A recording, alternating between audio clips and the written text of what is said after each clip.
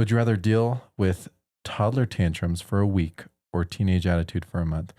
We haven't had to deal with teenage attitude, but we were teenagers at one point. I remember the way I treated my mom as a teenager, and I was terrible. The fact that it's comparing 1 week of toddler tantrums to a month of attitude just kind of is telling. I would pick the attitude because it's not like they're in your face screaming and crying.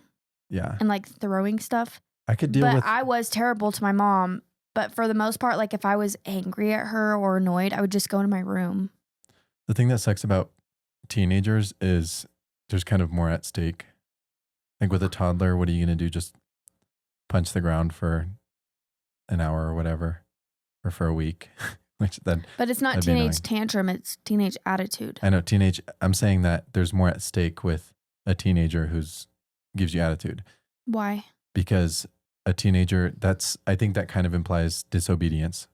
Like, so they want to go out with their friends or whatever, and you say no.